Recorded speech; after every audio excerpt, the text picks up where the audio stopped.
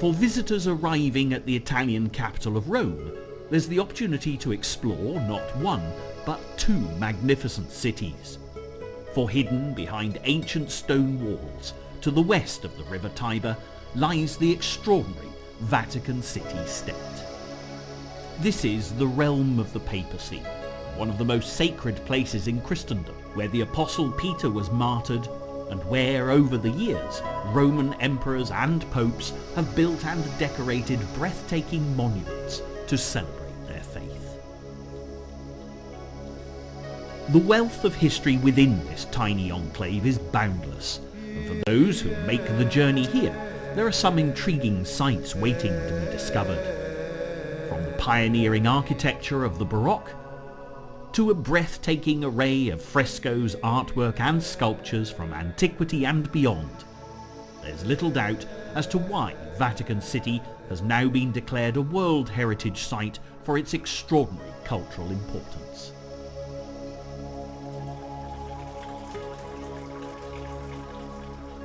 Pilgrims have been drawn here from the furthest reaches of the world for almost 2,000 years, but the domain of the Holy See also stretches beyond Vatican walls.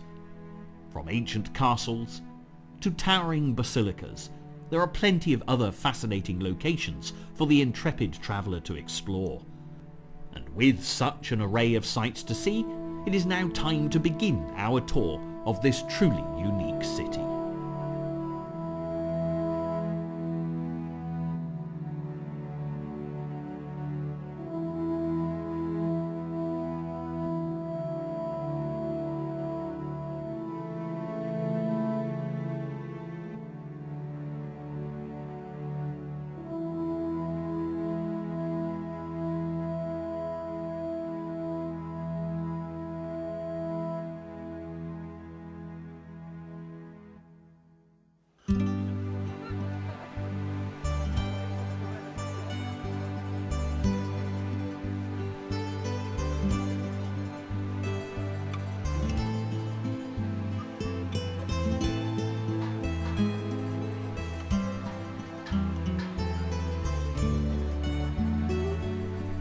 When you enter the realm of Vatican City, there are no barriers or custom posts, so you could be forgiven for thinking you are still in the Italian capital of Rome.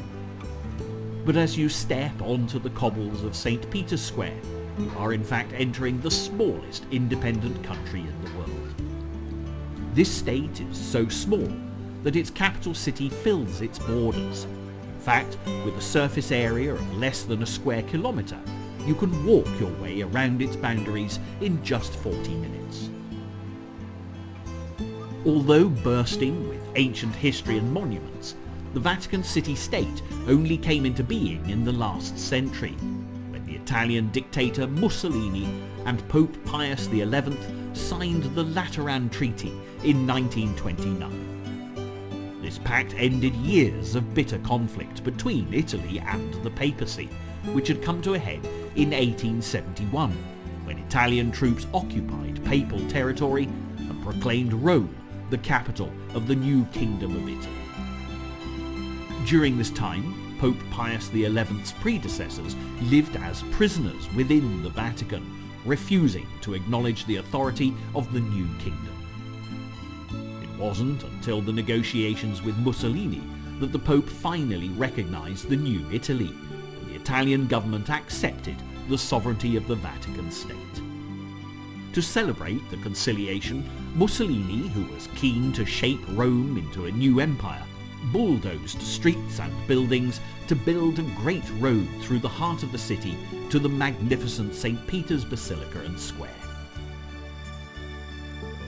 The wide and bustling Via della Conciliazione, which brings so many people to this most historic of sites, is today symbolic of the pact between Rome and the Vatican State. Although it detracts from the original plan for the beautiful piazza at its head, which was to be hidden behind the narrow streets of Rome, few will be disappointed when arriving at the forecourt of the majestic St. Peter's Basilica. Two vast semicircular colonnades with rows upon rows of Doric columns enfold the elliptical piazza, and in the words of the architect Gian Lorenzo Bernini, who designed this incredible space, the colonnades embrace visitors with the arms of Mother Church. Bernini conceived and built the square between 1655 and 1667, during the pontificate of Pope Alexander VII. Ever since then, it has certainly been a space where all are welcomed. Catholics and non-Catholics alike have gathered here to listen to papal speeches, celebrate festivities, and simply absorb the extraordinary surroundings. As you soak up the atmosphere, you can see why the spectacular approach to the basilica has been hailed a Baroque masterpiece. Gaze upwards, and visitors are greeted by the benevolent stares of 140 saints, martyrs and pilgrims who stand above the 284 columns surrounding the plaza.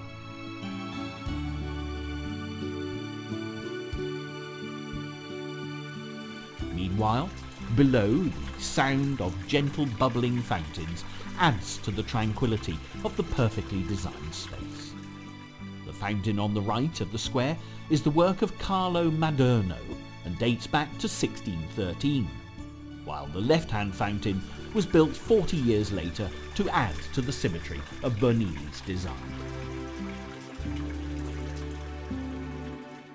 Those who want to really experience the ultimate harmony of the Baroque should seek out the white discs on the ground near the fountains.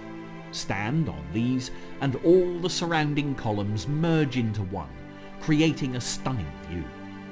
And from here, it's difficult not to miss, perhaps, the most important element in St. Peter's Square, which towers above the piazza. This giant obelisk, carved from a single piece of red granite, is over 4,000 years old and was originally brought to Rome from Egypt in 36 AD. Emperor Caligula used it to adorn a circus he'd built for chariot racing on Vatican Hill, but 1,500 years later, the decision was made to move it. The task required the work of 900 men and 140 horses who worked tirelessly over a period of 4 months to move the obelisk to its present position.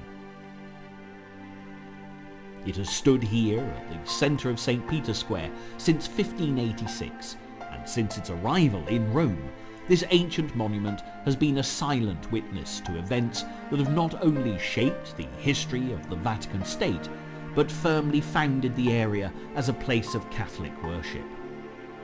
To understand more, stepping back in time to the year 46 AD will provide some valuable historical insight.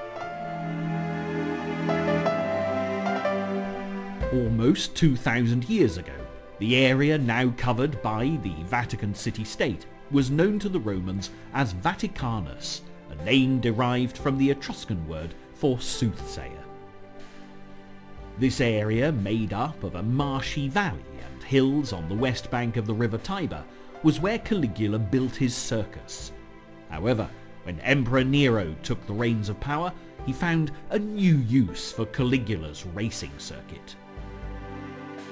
In 46 AD, there was a terrible fire in Rome, which destroyed much of the city. In order to appease his subjects, Nero looked for someone to blame and began the persecution of Christians in the city.